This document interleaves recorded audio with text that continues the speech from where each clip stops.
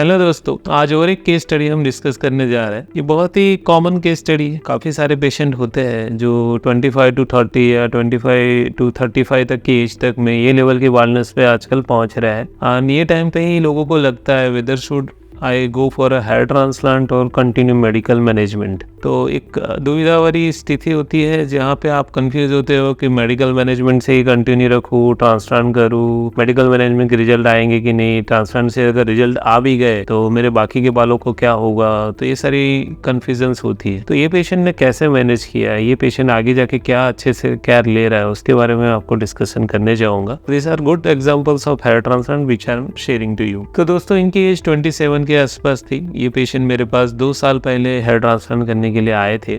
इनका अगर आप स्काल्प का एरिया देखो तो फ्रंट एरिया में आपको समझ में आ रहा है ऑलरेडी उनके जो हेयरलाइन के टेम्पल से ऊपर चले गए हैं। ये ग्रेड 2-3 बाल्डनेस में ऐसा लेवल पे पहुंच जाता है कि जब आपका फोरहेड ऑलमोस्ट डबल साइज का हो जाता है फ्रॉम द कॉर्नर्स। मिडल में से थोड़ा ही ऊपर बड़ा होता है पर साइड में से डबल साइज का हो गया, means you are at grade 3 baldness. Second चीज अगर आप नोटिस करोगे तो उनका रिमेनिंग अदर एरिया है जो आगे जाके बाल्ड होने, वहां पे भी थिनिंग स्टार्ट हो गई है। वहां पे नंबर ऑफ हेयर्स कम नहीं हुए पर हर एक हेयर की थिकनेस कम हो गई, उनकी लेंथ ज्यादा नहीं बढ़ रही। तो एक सेकंड चैलेंज था, यहाँ हम हेयर ट्रांसप्लांट नहीं कर सकते, यहाँ पे हम हेयर ट्रांसप्लांट कर सकते हैं। आगे जाके यहाँ ट्रांसप्लांट कर लिया तो ये एरिया का क्या होगा।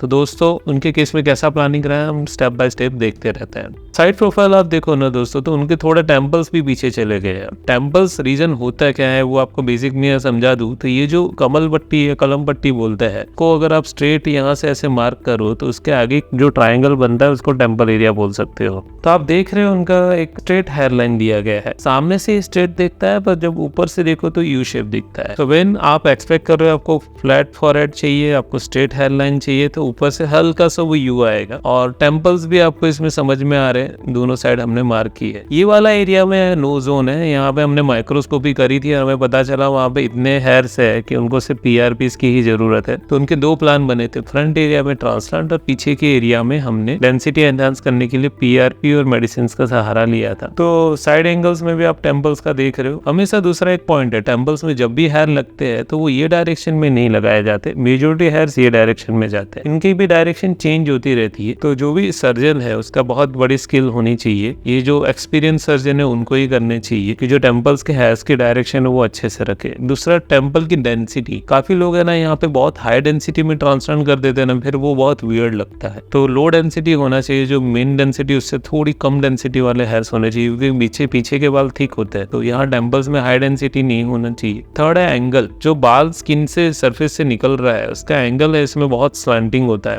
ऑलमोस्ट 0 to 10 डिग्री एंगल पे हमें हेयर्स लगाने रहते हैं।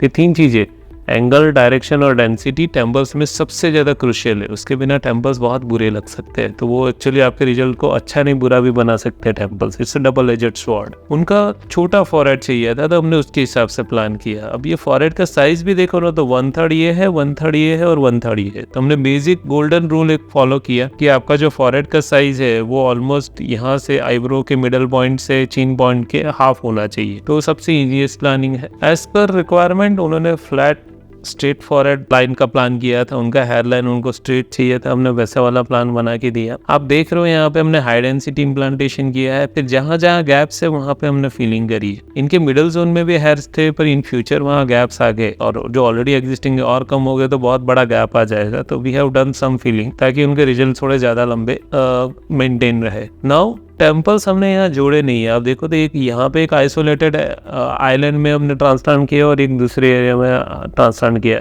क्यों? क्योंकि यहाँ एग्जिस्टिंग हेयर बहुत सारे हैं ऑलरेडी, तो वहाँ जहाँ हेयर्स है वहाँ पे डैमेज करके नए हेयर्स लगाने का प्लान नहीं होता। Next thing, hair line. काफी पेशेंट को ऐसा लगता है कि ये पॉइंट ऐसे जोड़ देना चाहिए, लोग को ऐसे सी शेप हेयर लाइन चाहिए कि यहाँ से ऐसे कहो। तो दोस्तों, अगर आप मेल और फीमेल हेयर लाइन के कैरेक्टर देखोगे तो जो कि एक इमेज में मैं अभी दिखा रहा हूँ, तो मेल हेयर लाइन हमेशा ऊपर की ओर जाती है कॉर्नर्स में और फीमेल हेयर लाइन नीचे जाती है। कितने भी सेलिब्रिटीज देख लो या किसी भी ह्यूमन को देख लो, फीमेल के हेयर लाइन मेजोरिटी नीचे जाती है। तो दोस्तों, हमेशा हेयर लाइन ऊपर की ओर जाए, यहाँ पे एक फ्रंटो टेम्पोरल ट्रायंगल बने, वैसा वाला प्लान बनाना चाहिए।